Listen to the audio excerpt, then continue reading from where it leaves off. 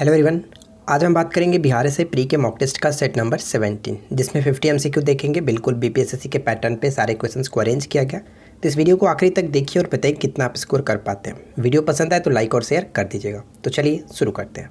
सबसे पहले बात कर लेते हैं कि कल का होमवर्क आपका क्या रहने वाला है। तो 28 अप्रैल को होमवर्क दिया जा रहा है केमिस्ट्री में कार्बन और उसके यौगिक लूसेंट सब्जेक्टिव पेज नंबर 224 के आसपास देख लेंगे। अगर हम रिवीजन के तौर पे देखें तो फिजिक्स दे रहा हूँ, जिसमें गुरुत्वाकर्षण को पढ़ लीजिएगा। टॉपिक वाइज सीरीज में एक बहुत अच्छा टॉपिक है प्रमुख समाचार पत्र और उनके संस्थापक, ठीक है, इसको आप पढ़ेंगे। करंट अफेयर्स में क्या है, अक्टूबर 2020 का करंट अफेयर्स को एक बार अच्छे से रिवीजन कर लीजिएगा। तो ये रहने वाला कल का होमवर्क। फर्स्ट क्वेश्चन है कि किस अभिलेख में रुद्रदामन प्रथम की विभिन्न उपलब्धियां वर्णित हैं। रुद्रदामन प्रथम की विभिन्न उपलब्धियां वर्णित हैं जूनागढ़ अभिलेख। राइट आंसर होगा ऑप्शन ए। नेक्स्ट क्वेश्चन की 16 महाजनपदों की सूची उपलब्ध है। 16 महाजनपदों की सूची निम्नलिखित में से किसमें उपलब्ध है। तो अंगुत्तर निकाय यहाँ पे सही आंसर होगा। जैन ग्रंथ अंगुत्तर निकाय में 16 महाजनपदों की सूची के बारे में वर्णन किया गया। क्वेश्चन नंबर 3 है कि निम्न में से किस आधार पर उच्च न्यायालय के न्यायाधीश पर महाभियोग लगाया जा सकता है। तो सही आंसर होगा ऑप्शन सी, यानी ए और बी दोनों बिल्कुल सही है कि सिद्ध कदाचार और अक्षमता के आधार पर महाभियोग की प्रक्रिया लगाई जा सकती है। क्वेश्चन नंबर 4 है कि ब्रिटिश भारत के निम्नलिखित अधिनियम में से कौन सा अधिनियम बंगाल के गवर्नर जनरल को नामित करता है। बंगाल के गवर्नर जनरल को नामित करता है। Regulating act 1773। कर्नाटक में स्थित कृष्णराज सागर बांध निम्नलिखित में से किस नदी पर बनाया गया है। तो पहला पॉइंट यहाँ पे पूछा जाता है कि कृष्णराज सागर बांध किस राज्य में, तो कर्नाटक में, ये ध्यान रखेंगे। और ये किस नदी पर, कावेरी नदी पर बनाया गया। यहाँ पे ए ऑप्शन बिल्कुल सही होगा। अंतर्राष्ट्रीय मुद्रा कोष के बारे में निम्नलिखित में से कौन सा कथन सत्य नहीं है। आईएमएफ के बारे में आपको बताना है यहाँ पे कौन सा गलत है। तो देखिए, आईएमएफ की स्थापना विश्व बैंक के साथ की गई थी, बिल्कुल सही है, 1944 में। आईएमएफ ब्रिटेन वुड्स सम्मेलन का नतीजा है, बिल्कुल सही है। थर्ड पॉइंट है कि क्रिस्टलिना जॉर्जिवा जो कि आईएमएफ के वर्तमान मुख्य कार्यकारी अधिकारी हैं, बिल्कुल सही है। लेकिन फोर्थ पॉइंट गलत है, क्योंकि वर्तमान में आईएमएफ में कुल सदस्य देशों की संख्या 190 हो चुका है। और नया देश इसमें कौन सा जुड़ा था, पिछले वर्ष एंडोरा जो कि नया देश इसमें जुड़ा था। तो यहाँ पे सही आंसर है ऑप्शन डी, 190 होगा। नेक्स्ट प्रश्न कि भारत के संविधान में सरकार की संसदीय व्यवस्था किसके मॉडल पर आधारित है। संविधान में सरकार की संसदीय व्यवस्था ब्रिटेन के मॉडल पर आधारित है। बी यहाँ पे बिल्कुल सही आंसर है। भारत का सुदूर पश्चिमी बिंदु कौन सा है। भारत का सुदूर पश्चिमी बिंदु कौन सा है। गुजरात में स्थित गुहार मोती जो है वो बिल्कुल सही आंसर होगा, पश्चिमी बिंदु है। निम्नलिखित में से किस राज्य की सीमा म्यांमार से स्पर्श नहीं करती है। निम्नलिखित में से किस राज्य की सीमा जो है वो म्यांमार से स्पर्श नहीं करती है। तो सही आंसर यहाँ पे क्या होगा, ऑप्शन हम ए को टिक करेंगे। म्यांमार से जो कि असम की सीमा नहीं टच करता। पढ़ सकते हैं कि म्यांमार की सीमा से लगने वाले जो भी भारतीय राज्य अरुणाचल प्रदेश, नागालैंड, मणिपुर, मिजोरम से स्पर्श करती है, जो कि 1643 किलोमीटर की लंबी सीमा साझा की जाती है। नेक्स्ट प्रश्न है कि पश्चिम बंगाल की सीमाएं जो है वो कितने देशों के साथ लगती हैं। पश्चिम बंगाल की जो सीमाएं हैं वो कितने देशों के साथ लगती है। तो कुल 3 देशों के साथ लगती है। और वो कौन कौन से देश हैं, तो बांग्लादेश, भूटान, नेपाल, इन तीनों के साथ लगती है। जबकि सबसे लंबी सीमा है वो जो बांग्लादेश के साथ साझा होती है पश्चिम बंगाल की। नेक्स्ट क्वेश्चन है निम्नलिखित में से कौन सा विद्वान कनिष्क का समकालीन था। कनिष्क के समकालीन था। तो अश्वघोष, नागार्जुन, वसुमित्र, ये तीनों के तीनों जो थे वो कनिष्क के समकालीन थे। राइट आंसर हुआ ऑप्शन डी। नेक्स्ट प्रश्न है द्रविड़ वैष्णव भक्तों को क्या कहा जाता था। द्रविड़ वैष्णव भक्तों को किस नाम से जानते थे। तो जो विष्णु के उपासक थे उनको अलवार के नाम से जानते थे, और जो शिव की उपासना करते थे उनको नैनार कहते थे। तो यहाँ पे सही आंसर है ऑप्शन ए। नेक्स्ट प्रश्न कि जम्मू और कश्मीर का निम्नलिखित में से कौन सा उत्सव सिंधु नदी के तट पर मनाया जाता है। सिंधु नदी के तट पर मनाया जाता है। Right answer will be option D, Sindhu Darshan सही आंसर हो जाता है। नेक्स्ट प्रश्न की निम्नलिखित में से किस राज्य सरकार ने समर यानी कि कुपोषण और एनीमिया कमी के उपशमन के लिए सामरिक कार्यवाही अभियान चलाया? तो समर अभियान बताइए कि किस राज्य की सरकार ने चलाया? तो हाल ही में झारखंड की सरकार ने समर अभियान को चलाया। डी यहाँ पे सही आंसर है। नेक्स्ट प्रश्न की निम्नलिखित युग्मों पर विचार कीजिए। एक तरफ वन्य जीव है और दूसरी तरफ प्राकृतिक रूप से उनका जो निवास है वो आपको बताना है। तो बताइए कि कौन सा युग्म यहाँ पे सही तरीके से सुमेलित है। तो चलिए एक एक करके देखते हैं। ब्लू फिनिश महासीर की बात करें तो कावेरी नदी में इनका निवास है, बिल्कुल सही है। इरावदी डॉल्फिन जो कि अक्सर ये पेपर में देखने को मिलता रहता है, तो इरावदी डॉल्फिन का संबंध चिल्का झील के साथ, ये भी सही है। और घड़ियाल चंबल नदी में ये भी मिलता है। तो यहाँ पे तीनों के तीनों मिलान बिल्कुल सही किया गया, इसलिए ऑप्शन हम डी को टिक करेंगे। नेक्स्ट प्रश्न है कि उमंगगोट नदी को भारत की सबसे साफ नदी मानी जाती है। यह नदी किस राज्य में बहती है? उमंगगोट नदी। तो ध्यान दीजिएगा फ्रेंड्स, उमंगगोट नदी का संबंध मेघालय से है। यहाँ पे डी बिल्कुल सही आंसर हो जाता है। नर्मदा घाटी किसका एक उदाहरण है? नर्मदा घाटी जो किसका एक उदाहरण है? तो रिफ्ट वैली का उदाहरण है। यहाँ पे सही आंसर है ऑप्शन ए, दरार घाटी। नेक्स्ट वन, निम्नलिखित पहाड़ी जातियों के सही पश्चिम से पूर्व अनुक्रम की पहचान करें। यानी पश्चिम से पूर्व की ओर आपको बताना है सही क्रम क्या होगा। तो पश्चिम से पूर्व की तरफ अगर हम सही क्रम को देखते हुए ऑप्शंस को देखें तो सबसे अगर हम बात करें कि सबसे पूर्व में कौन सा होगा, तो नागा यहाँ पे करेक्ट है, ऑप्शन सी को टिक करेंगे। गारो, खासी, जैंतिया और नागा राइट आंसर हो जाएगा ऑप्शन सी। किस नदी को यूरोपीय व्यापार की जीवन रेखा कहा जाता है? किस नदी को यूरोपीय व्यापार की जीवन रेखा कहा जाता है? और वो नदी है राइन नदी। ठीक है, राइन नदी। विश्व की सबसे बड़ी पर्वत श्रृंखला कौन सी है?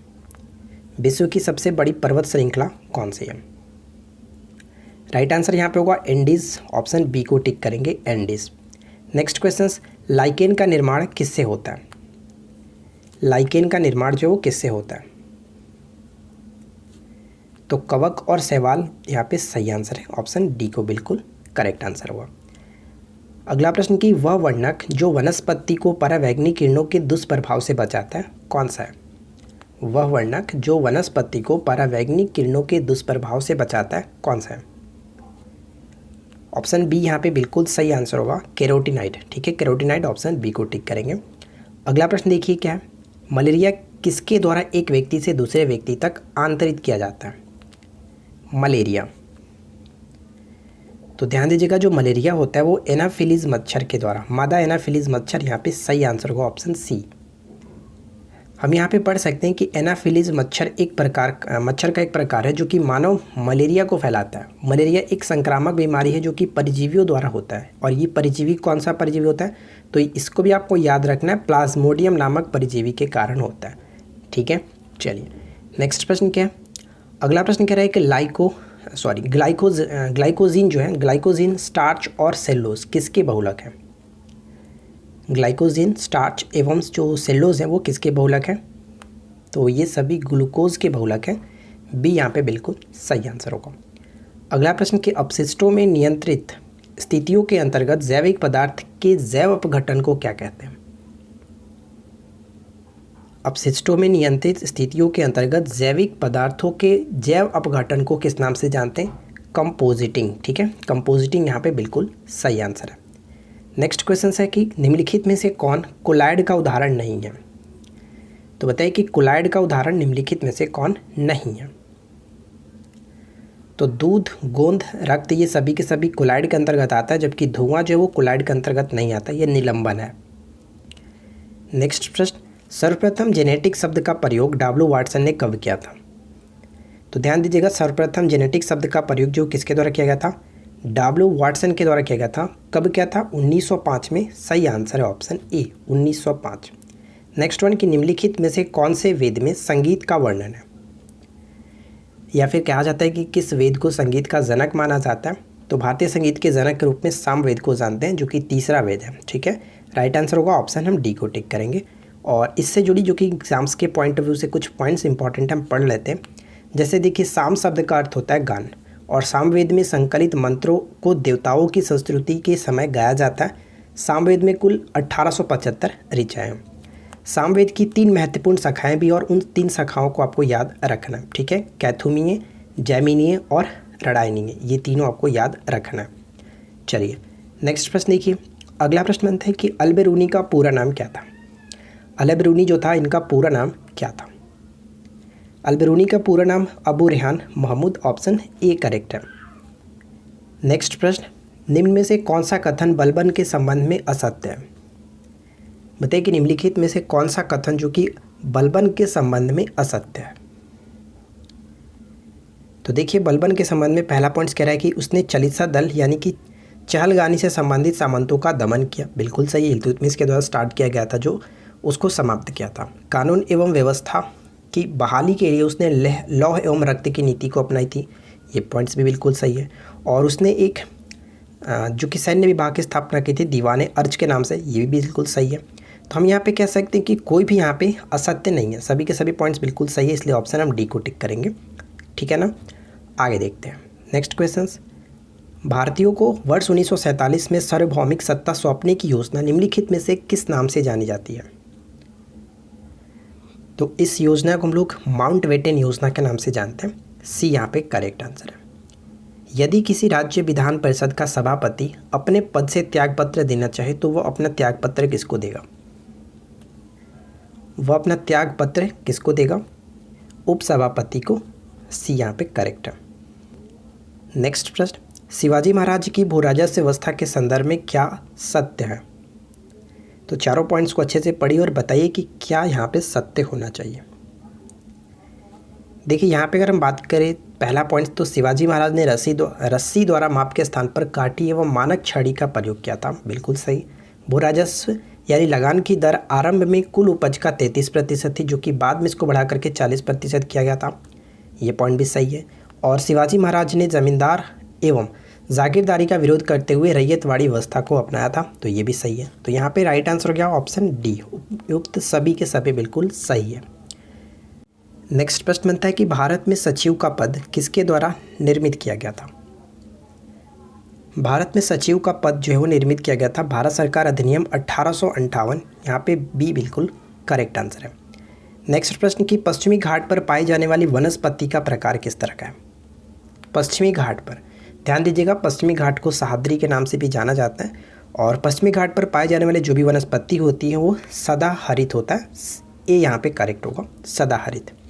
देखिए अगला प्रश्न है कि सिखों के धार्मिक स्थलों में से निम्न में से कौन सा स्थल भारत में नहीं है। तो बताइए कि चारों में से कौन सा वो स्थल है जो भारत में नहीं है।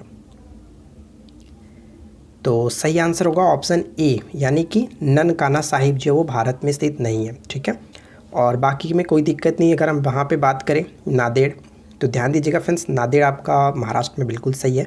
और पौंता की बात करें, पौंता साहिब कहाँ पे पड़ता है, ये हिमाचल प्रदेश में पड़ता है। और केसगढ़ साहिब की बात करें तो केसगढ़ साहिब पंजाब के रूपनगर ज़िले में आनंदपुर साहिब नगर में स्थित है, ये आपको याद रखना है। जबकि ननकाना साहिब की बात करें तो ये आपको याद रखना है कि ननकाना साहिब पाकिस्तान के पंजाब प्रांत में स्थित एक शहर है। इसका वर्तमान नाम सिखों के पहले गुरु नानक देव जी के नाम पर पड़ा। ठीक है, और इसका जो पुराना नाम था वो क्या था, राय भोईदी तालवंडी। ये भी आपको याद रखना है। चलिए अगला प्रश्न बनता है कि आदि जैन ग्रंथों की जो भाषा थी वो क्या थी। आदि जैन ग्रंथों की जो भाषा थी वो प्राकृत। ए ऑप्शन बी को टिक करेंगे, प्राकृत। ओल्ड टेस्टामेंट किस धार्मिक संप्रदाय का प्रमुख ग्रंथ है। ओल्ड टेस्टामेंट, तो ओल्ड टेस्टामेंट जो वो किस धार्मिक संप्रदाय का प्रमुख ग्रंथ है। तो यहूदी यहाँ पे करेक्ट होगा, ऑप्शन बी को टिक करेंगे, यहूदी। पैगंबर मोहम्मद की कही गई बातों तथा उनकी स्मृतियों का जो संकलन है वो किस ग्रंथ में। तो उनके हम लोग संकलन को कहते हैं हदीस। क्लियर, राइट आंसर होगा हदीस। नेक्स्ट प्रश्न है कि मिलिंद पन्हो क्या है। मिलिंद पन्हो जो वो क्या है। तो ध्यान दीजिएगा, मिलिंद पन्हो एक बौद्ध पाठ था। और हम यहाँ पे पढ़ सकते हैं कि मिलिंद पन्हो एक पाली भाषा में रचित बौद्ध ग्रंथ है, जिसका रचनात्मक काल की बात करें तो 100 ईसा पूर्व माना जाता है। इसमें बौद्ध भिक्षु नागसेन तथा भारत यूनानी शासक मिलिंद के बीच हुए वार्तालापों का वर्णन दिया गया है। ठीक है, चलिए नेक्स्ट क्वेश्चंस। 2011 की जनगणना के अंतिम आंकड़ों के अनुसार भारत का सबसे कम जनसंख्या घनत्व वाला राज्य कौन सा है। सबसे अधिक जनसंख्या घनत्व के रूप में बिहार को जानते हैं, जबकि सबसे कम जनसंख्या घनत्व के रूप में अरुणाचल प्रदेश को जाना जाता है, जिसमें मात्र 17 व्यक्ति प्रति वर्ग किलोमीटर में आते हैं। और बिहार में क्या है, 1106 व्यक्ति प्रति वर्ग किलोमीटर के अंतर्गत। अगला प्रश्न, निम्नलिखित में से कौन सा राष्ट्रीय उद्यान प्रोजेक्ट टाइगर के अंतर्गत नहीं आता है? प्रोजेक्ट टाइगर के अंतर्गत नहीं आता है तो किबू लमजाओ नेशनल पार्क जो वो टाइगर रिजर्व के अंतर्गत नहीं आता है, टाइगर प्रोजेक्ट के अंतर्गत नहीं आता। ये मणिपुर में स्थित एक राष्ट्रीय उद्यान है और दुनिया का एकमात्र तैरता हुआ राष्ट्रीय उद्यान है, ये भी आपको याद रखना है। नेक्स्ट प्रश्न के विश्वविख्यात जोग या फिर गसोपा जलप्रपात किस राज्य में स्थित है? शरावती नदी पर कर्नाटक में स्थित है, ऑप्शन ए यहाँ पे करेक्ट आंसर है। भारत का एकमात्र नदी बंदरगाह कौन सा है? भारत का एकमात्र नदी बंदरगाह कौन सा है? तो ध्यान दीजिएगा, सही आंसर होगा ऑप्शन ए कोलकाता बंदरगाह। जो है वो कह सकते हैं कि कोलकाता बंदरगाह देश का एकमात्र नदी बंदरगाह है जो कि समुद्र से 203 किलोमीटर की दूरी पर स्थित है और ये हुगली नदी पर बना हुआ है। अगला प्रश्न कि शहद का प्रमुख घटक कौन सा है? शहद का प्रमुख घटक कौन सा है? तो फ्रुक्टोज को टिक करेंगे, D will be correct answer, fructose. अगला प्रश्न देख लीजिए, निम्नलिखित में से कौन सी फसल मृदा को नाइट्रोजन से भरपूर कर देती है? कौन सी फसल जो मृदा को नाइट्रोजन से भरपूर कर देती है? मटर, ठीक है, मटर यहाँ पे डी बिल्कुल सही है। अगला प्रश्न बनता है कि वह शहर जहां राष्ट्रीय हरित अधिकरण यानी कि नेशनल ग्रीन ट्रिब्यूनल का क्षेत्रीय कार्यालय स्थापित नहीं है। ध्यान दीजिएगा, काफ़ी अच्छा प्रश्न है। तो इस प्रश्न का सही आंसर हो जाता है ऑप्शन बी, जयपुर में नहीं है, ऑप्शन हम बी को टिक करेंगे। और इससे जुड़ी देखिए जो भी पॉइंट्स हम यहाँ पे पढ़ लेते हैं।